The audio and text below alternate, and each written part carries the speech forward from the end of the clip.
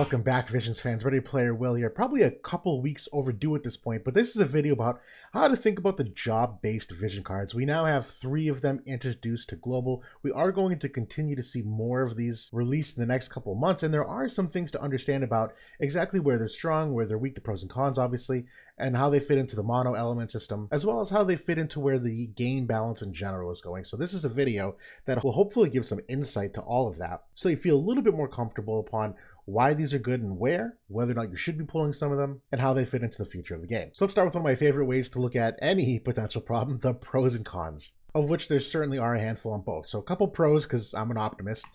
First one, it does allow for character usage outside of a certain element. You don't need to wait for certain units to be introduced to an element in order for it to be viable. I don't know for those of you who remember, but there was a time where we had a handful of like really good wind units, let's say, or perceived good wind units with Halloween Leela and 2B and Tifa, and everyone's like, oh, if wind just had a tank, all wind needs is a tank, and then you can use wind. And we saw the same thing for a whole bunch of elements. Water, for a long time, was like a bunch of really good characters, but man, water just needs a tank and then they'd be good. So this obviously mitigates a lot of that problem, where you no longer have to wait specifically for certain roles to be released to an element in order for that element to actually be usable, because now you can use some of those roles across other different elements. And we're going to talk a little more about how the intermingling of different elements is going to be a big result of how this influences the game. Now, the second thing here, it lessens the burden on which elements have good vision cards. And I know notoriously the example is the fire element, where their vision cards, because of when they got released and what they were overall, didn't have the same potency and benefits as many of the other element vision cards. And part of the weakness of the fire element is because of the weakness of their vision cards. So not only does it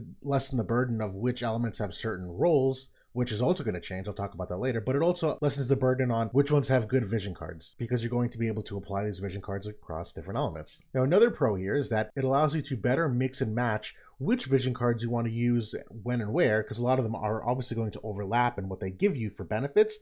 And I have a more specific example of this on the next slide, so hold the thought if this seems a little vague.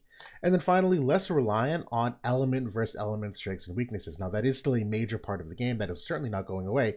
But right now, it's basically like, oh, lightning's really strong. It means I can't use water. And that's not necessarily a good feeling. No one wants to have a complete element blocked out because of one mono element strength. Nor do you want characters that are good to just be completely dominated in this never-ending cycle of going around the element wheel and what's strong and what's weak. So this obviously disrupts a little bit of that. Now, what are the cons of this system? Now, the first one, and I'm very much on board with this, it is very hard to remember which jobs are on which cards, particularly for unique main jobs. You have to remember, how many main jobs do we have in the game that are unique to certain characters, to remember where they are in every single one, particularly the sword and the staff, because those are the ones that are broken up into subcategories. That's tough, and it's actually not very intuitive. We were just talking about this the other day, where Terra, the fire mage who does equip swords, well, you have a couple different sword categories. One is like sword red mage, sword knight, and sword warrior. Well, if I'm thinking about where intuitively would Terra end up, I would think it'd be under like the sword red mage category, because she's a magic scaling slash unit, right? No, for some reason she's sword knight, and I don't understand why, but I wouldn't intuitively remember that off the top of my head. So it is very difficult to remember which characters get the benefits of which jobs in a lot of scenarios. There's really not a good way in game either to like filter on certain things or like graphically show you who's eligible and who's not. So I will level with you. This is one of my least favorite things about this, is that it's a lot more to learn and remember. Now, the second con, in my opinion, is that it's not an overnight balance change, which obviously, for better or worse, kind of lessens how effective these vision cards are. So it doesn't feel as good when you spend the viz on them, because they're not as impactful in the early stages right now. It takes a lot of time to release more and more of these, which in 3 or 4 months from now, when we have like 10 or 15 of these vision cards, it's going to be a lot more prevalent in how they get used. Right now, we only have 3. So, you know, if you spend 30,000 Visior to get the 3 of them, that obviously it doesn't get you a lot of return right now. Kind of feels like a poor use of Viz, but as the game goes on, these cards are obviously going to get more value, and then it's a little more satisfactory. So that's kind of more of a temporary con. Well, we circle back now into the versatility of mixing and matching, how certain characters can get certain benefits. Let's use the Urella vision card that just got released. Now, spoiler alert, I actually don't think this is a good vision card, but I think this is a great example, so I'm gonna roll with it. Now, this vision card applies to these jobs. Again, con number 1, bro, there's 125 UR units. I don't remember which one of them all fit into these categories. So yes, this is obviously difficult, but I've picked out a team already that I think is a good team inherently, and I want to give them some missile resistance, which is what this card does. It's Human Killer 30 on physical attacks, Crit Evade 16, and Missile Res 20. A really good popular comp at the moment is Snow, Alaya, and Velis. Now, if you're looking at who's eligible on this vision card, Snow and Elia actually do get benefits from this vision card. Velis does not. So they'll benefit, but Velis won't. But I really want that 20% missile resistance, right? Well, what's my alternative if I want to use this comp? What's my alternative as a vision card to get 20% missile resistance? Well, it's actually Mask of Deceit. Ice does not have any mono-element vision cards that offers 20% missile resistance. It's just this one. And if you're looking at the benefits, this is one of the old cards where that missile res applies to everybody, not just an element. But for Ice, it gives Pierce Attack 35. Well, sure, so I get my missile resistance 20%, but this Pierce Attack is literally useless on this comp that I've made. It literally means nothing. So I have, deciding between these two cards, if I want missile resistance, what are my options? Option number 1, Snow and Elia get 30 human killer, 16 crit evade, and 20 missile res. Velis gets nothing. Or option 2, all 3 of them get missile res 20, but that's it. Well, obviously, to me, option 1 seems more optimal. Now, obviously, Velis doesn't get all the benefits, and that's fine. You should get more comfortable that not all characters are going to get all vision card benefits at all times. But this is a nice piece of versatility now that if I'm using this comp and I want some missile resistance, well, Beyond the Flame seems objectively better than Mask of Deceit in that it gives some extra human killer and the crit evade 16 in addition to the missile res 20. So this is like a pro of this system in the versatility of what you can now equip on your characters, not just reliant upon what their element has for benefits. Now, the other thing to keep in mind is that dual element is going to start increasing here in the near future, if not next couple months. And I have misspokenly said rainbow a handful of times recently, and that's not as accurate as it could be. More specifically, I really mean dual element. So like my Sylvie video, I said she was a great rainbow unit. I actually don't think that to be true. Rainbow, in my opinion, is 3 completely different elements. There's obviously a lot of potential cons when you do that. Dual element, though, is far more viable, and for a handful of reasons, but more specifically, it's the chaos or the dark espers that are going to be coming out and how they overlap with some of their elements that's going to entice people to use some more dual element comps for the purpose of kind of mitigating that element versus element matchup that's kind of either a boom or a bust. And so just like generally, let's speak as an example here, one of the really popular strat would be, let's say, you show a character in slot 1, but you have a trap defense and have 2 opposite elements or ready to go in the next 2 slots. So for instance, Dark Odin here has ice and water. Well, like maybe you show Snow in slot 1, and with the anticipation that you'll have some fire teams going after you, thinking, oh, it's mono ice, fire should wipe them pretty easily. And then bam, what do you know? There's 2 other water units waiting, and now your fire team that's mono fire is probably going to lose that fight. And you can see that across a bunch of different them here. Dark Ramu, for example. If you ran Charlotte as a tank in slot 1 and you have lightning and a lot of mono earth teams see that and like, oh great, mono earth, it's going to beat mono lightning, let me attack them. Well, you now have a Dark Ramu, you're going to have some wind units in there as well, and that mono earth team is not going to fare nearly as well. So there's a lot of counterplay that's starting to occur because of the strength of these vision cards, but that's also going to be compounded by the fact that now you can overlap a lot of characters across these different elements because you have job specific vision cards, not necessarily mono element vision cards. So the combination of both these dark vision cards as well as the job-based vision cards are going to increase the usage of those dual elements as opposed to just the strength of mono element, which brings us into why that's happening and a little bit more about the modern balance of the game. So number 1, the game is shifting more and more to characters with unique abilities, and we see that a ton on a lot of the 100 cost units or the ones that have unique main jobs. It's definitely far less about raw stats and more specifically about their AI and their abilities and what those abilities do. And I know even my Sylvie video most recently, a lot of people look at the report card and they're like, Will, the stats are a lot of like B's and C's. How is this character an A? And the answer is the stats are one thing. The stats should let you know how to gear them and where they're strong and weak in certain parts, but the actual like kit and the AI and the abilities are really what drive the usage and the strength of these characters. So that's number 1. The game is shifting more and more to characters with unique abilities. The second thing here is that we're seeing lots of role compression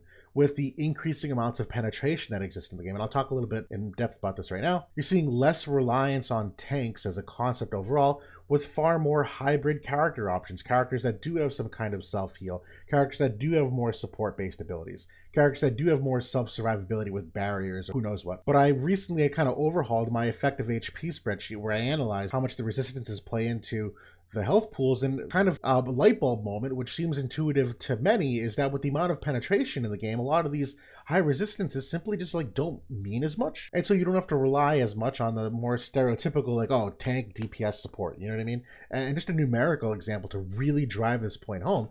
let's look at a character, a damage deal that has 80% defense penetration, which is not unheard of right now. Flag Glacial has it.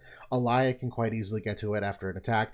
Astrius has it after his buff. So 80% defense penetration, right? Let's look at two different characters. A tank with 65 defense and a DPS 25 defense. Well, intuitively, you would look at these two defense values and be like, man, the one on the left has way more survivability against physical attacks than the one on the right. 65 defense versus 25 defense. Well, when you reduce those both by 80%, what's the actual defense that it gets used in the damage formula? Well, that 65 defense tank is really only 13 defense, and that 25 defense DPS really only 5 defense. So the difference with the penetration isn't nearly as big as many people would think it to be based upon the stat screen when you look at your character, right? The difference between 13 and 5 defense is really not that huge. So that's why you're seeing a lot of times now more comps being used that rely a little bit less on that stereotypical tank profile, because you're just seeing the penetration of the game really compress a lot of the roles, and you're seeing tanks have less survivability because of it, and you're also seeing supports get some more survivability, where the more recent ones that have been introduced have things that